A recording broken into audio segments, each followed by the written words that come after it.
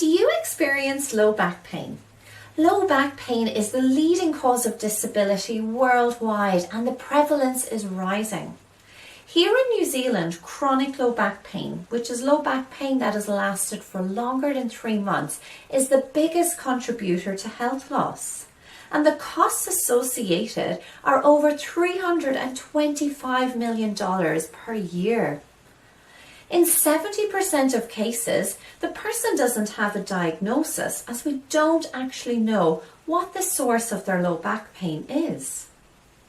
We know that muscle knots are very common in this patient group, especially in a muscle called the gluteus medius. The gluteus medius runs along the top of the buttocks on either side. A muscle knot feels like a bump in the muscle and is very painful when we apply pressure. When we press on a knot in the gluteus medius, it can cause that person's low back pain. Whereas when we press on other types of knots, it's just very sore to touch. Other findings in this patient group are tightness around the hips and weakness around the hips. Currently, we don't know a lot about the relationship between these findings, and treatment for this patient group can be very slow and often unsuccessful. My research study investigates whether there is a relationship between the certain type of knot in the gluteus medius and whether that person has tightness or weakness in their hips. More knowledge around this would simplify treatment and make it more successful. In my study, people who experienced chronic low back pain came in for assessment. I assessed how much movement they had in their hips and how strong they were in their hips.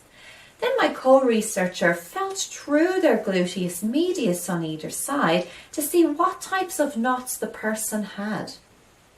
I'm currently analysing my results and I'm very excited about the implications.